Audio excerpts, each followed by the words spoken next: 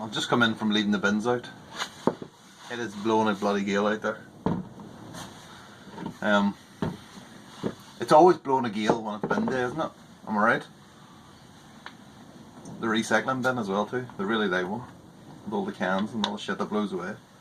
Okay, never mind that. This is what we're doing. Ghost House Brewing Citragoza? Is that what that says? Pale Ale. Kegged November 21.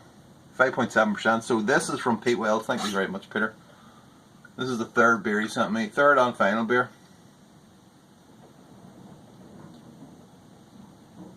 Need all my concentration here for pouring. Look at that. How clear that is. Yeah, another one you can see. Look. I can see myself through it. Amazing. I have to say, Peter, amazing clarity on your 3 beers. November 21 again. So, maybe that's helped. Or maybe you know what you're doing. And, you know, all that. So, yeah, anyway, so I thought I was going to do 2 videos in one, and I don't know whether to do just a beer review separately or just do a beer review and Homebrew Wednesday or whatever. Just rolled into one, I don't know, but let us do this and see what happens. I think this is the Citra single hop, ale from the Bible, I think. Pretty sure the note is probably behind over there somewhere, but it's too late, so I think that's what this is. So basically Citra. So looks great, super clear, few little bubbles.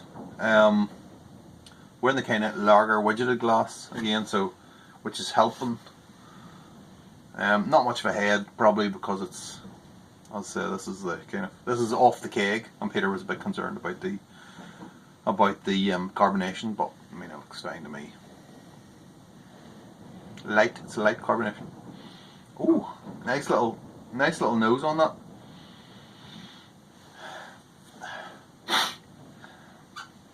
You know what I really hate? When people do the whole on camera. You will never catch me doing that, ever. That smells really nice. That smells really.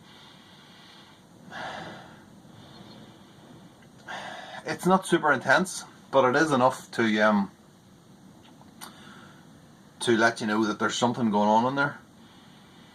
It's kind of sweet kind of fruit flavor, fruit aroma.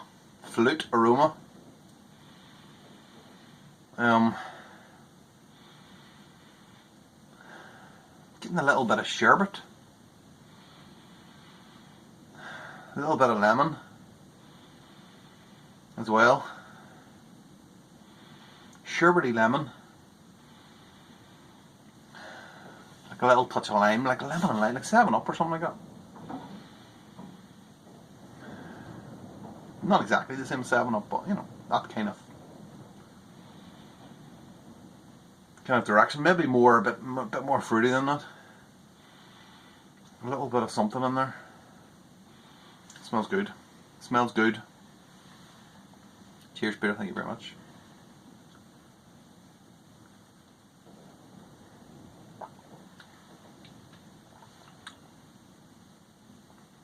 It's a pale ale. It says pale ale in brackets question mark. Yes, it's definitely a pale ale.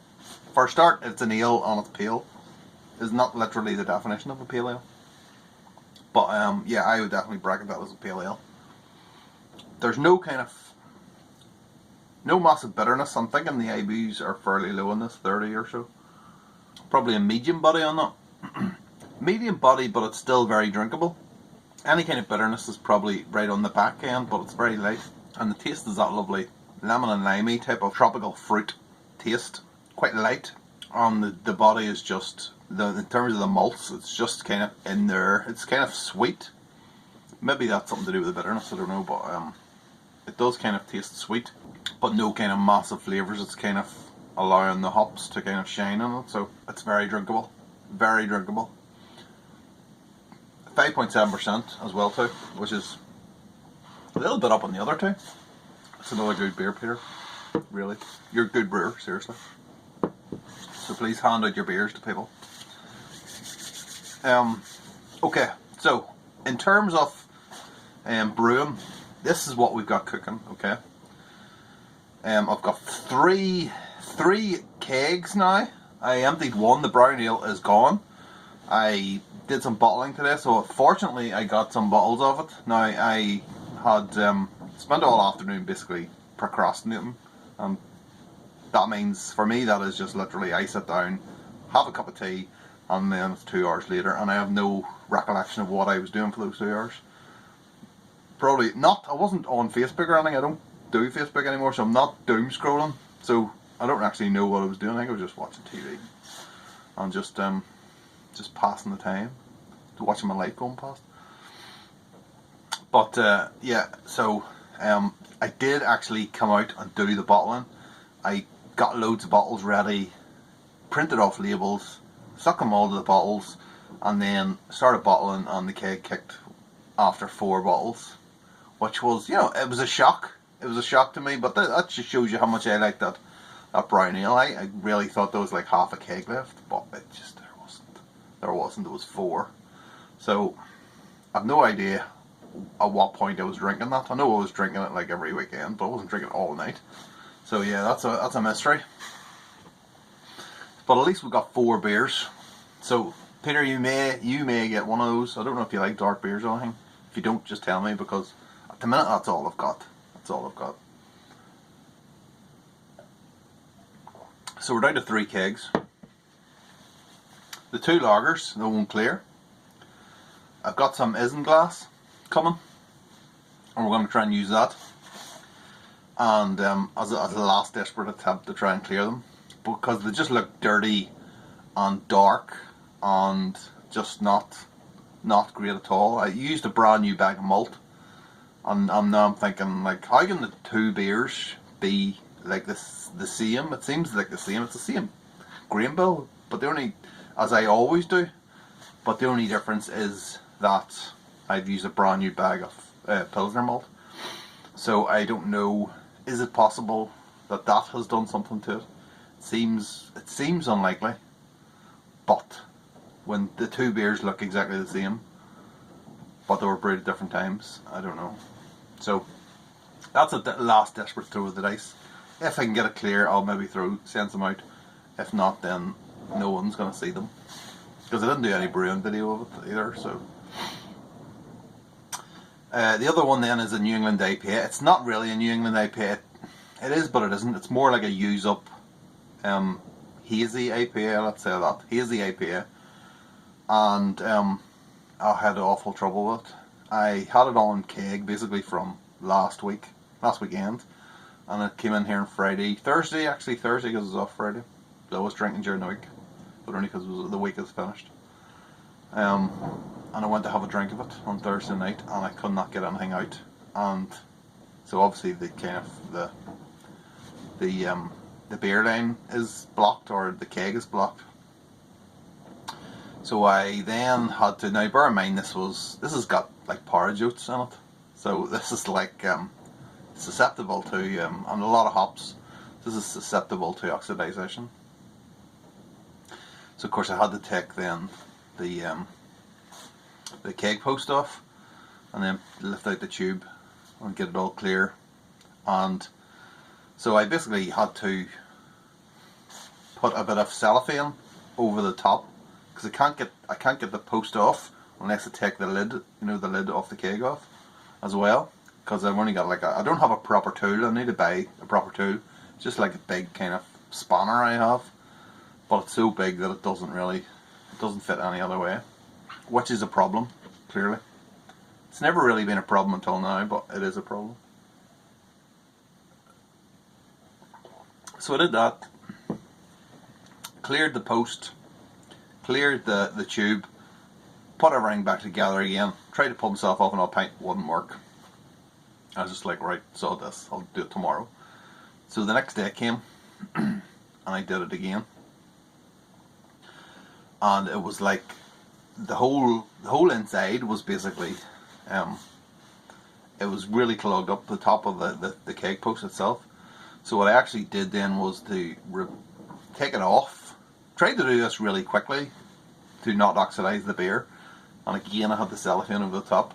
So I put a keg had just finished, and it was sitting out there to be cleaned. So I cleaned it, sanitised it, got every little bit I could out of it, all the crap, and then I replaced the post on the tube for that. From that, the dip tube, is it a dip tube? Is that what it's called?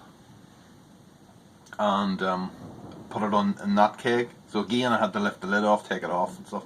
So if it wasn't oxidised at that point, it most likely is now. So I'm not holding very much hope out for the beer. And then of course that night I had a drink of it. Now, I don't want to say too much about it because it's supposed to be the Homebrew Wednesday for this week, but it's not going to be, because there's a reason why, and it just needs to calm down a little bit, I think. I used Galaxy, that's all I'm saying. I used Galaxy.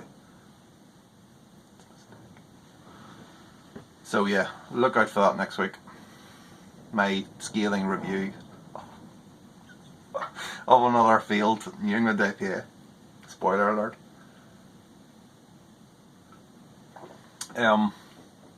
So there are the three in the keg. Now, last weekend I had a double brew day, which was the first one was on the Saturday was that Euro Lager kit, that Cooper's Euro Lager kit, which I say a brew day, I mean, let's be honest, it wasn't. It was a brew half hour. So it's on the go now, and I took a video of it, and it will be, I'm going the whole hog, 90 days, doing everything as per the kit instructions. Used the little tiny yeast packet you get, that little golden one. All 7 grams went into it. So I kept it at 21 degrees. I pitched it like 25 or 26. And then I kept it at 21 until the next morning. This is like the afternoon. And then the next morning I put it down to the recommended 13 degrees. They recommend something between 13 and 17 or something like that. So I put it right down to 13. Which again, ask the question, is it actually lager yeast? I don't know. I know that you can do Nottingham at like 13 or 14, something like that. So, I mean, it could be something like that. So, I don't know. I'm still not convinced that it is actually lager yeast, proper lager yeast. But, it remains to be seen. Let's not be hasty and make any decisions now. And come to any conclusions. The other beer then, the next day, is the Smoked Porter. So that's 2 of the 5 beers I'm doing this year are on and all. It is, again, it's finishing up now. It's almost finished. I'm just cranking up the temperatures just to get it finished out. And it'll be in the keg by next weekend, for sure. And then we'll give it a few weeks to condition and see what it's like. It is tasting very good out of the trail jar, it has to be said. So that gives me hope, if nothing else, which is good. So then that leads us to, what are we going to brew next? And the answer is, I'm not entirely sure. Now I know we've got our 5 beers that we're doing this year, and I'm still thinking about what to do about the Belgian beer. I've got a lot of Belgian stuff in, with more on the way, and I've been trying to figure out what I want more than anything. I mean, I'm not into really heavy phenolics and all that, so I'm not sure exactly what I'm going to do, but that is something to think about. One of the beers I got in, which is something I hadn't had in a while, which is the Duchess de Bourgogne, which is a Flanders Red. Now, if you remember, I did at Christmas time I did the Smoked Oak Bourbon Red. And I'm pretty sure in the video I said something like it tasted a little bit, reminded me a little bit of like a Flanders Red, which is why I got that beer, just to see. And it wasn't far off, so I'm going to have like a little taste of this. I've only got 2 bottles left. This is one of the 2. Now, it wasn't the same as this. Jesus. Not much of a hiss off that. This could be a flat one.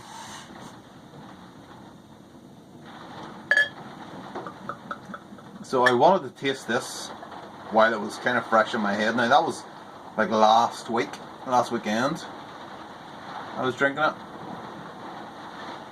Well, there is a little bit of carbonation. Ignore the rain, it's a bit insane out there. I'm worried about that bin as well too.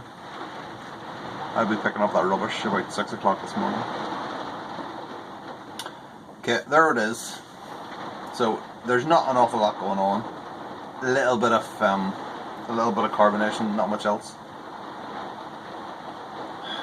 But yeah, so that beer, the Duchess, that is insanely sweet.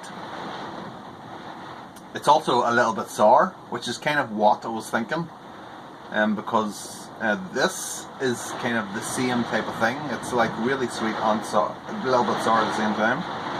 I'm not sure where that's come from or how that's got in there, but and then of course there's the kind of smoke on that. The Duchess also is like, I think it's an oak beer as well, which is another coincidence. So possibly that is why that kind of that reminded me of kind of Flanders Red. I have had Duchess a number of times, but they're always kind of few and far between. It's not something I buy regularly because I don't see it regularly. That's probably the main reason why. It's not like I can go down to my local shop and pick one up. I can pick up plenty of Guinness, that's for sure.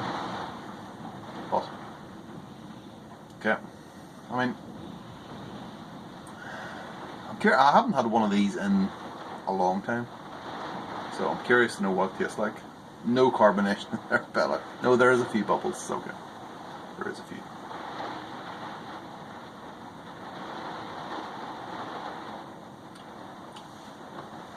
There's that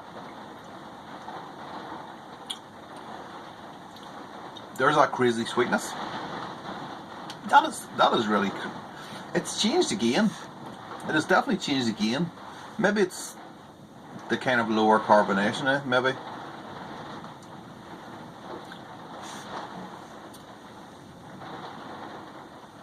There is a really nice taste on the end of that,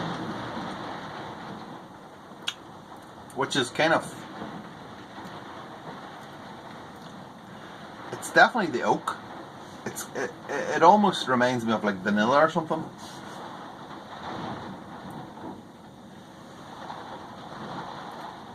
I'm not getting an awful lot of the smoke. Hold on.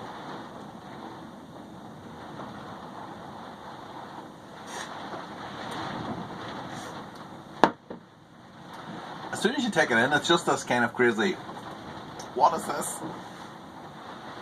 And then it just opens out. So it's like really, really intense at the start, and then it just kind of opens out, and you're left with this kind of lovely kind of woody, oaky. It's the oak flavour on it.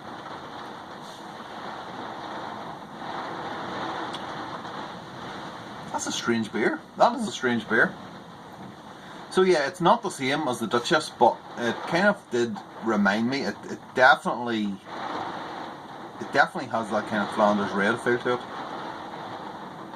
Anyway, never mind. Let's wrap this up. So I think realistically the next beer is possibly going to be, I need a light beer, possibly the Vacant Gesture clone, because Pete sent me his version and it was bloody brilliant. Now I don't have I'm not buying any, well, I say I'm not buying any more hops. This is another bloody thing. So along with the Isinglass that I bought, which I bought from Cross My Life, they also have Harlequin hops in stock, and I couldn't help myself. I haven't actually tasted Harlequin at all, but obviously I've heard of them, and I really want to try them. Harlequin is this kind of new British hop, hipster hop. Is it okay to call it hipster? I don't know if it's British, but I want to try it out and see what it's like. So yeah, that might be an idea actually. We could use the Harlequin hops and we will do something with that. Maybe we could use, I don't have the hops for the proper vacant gesture, so could I use Harlequin all the way through, or at least instead of the I've got Challenger, so maybe I could use Challenger and Harlequin at the same time.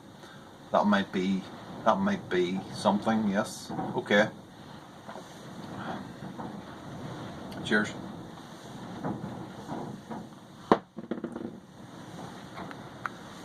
That was a fucking drunken ramble at the end there. I'm sorry about that. I can only apologise.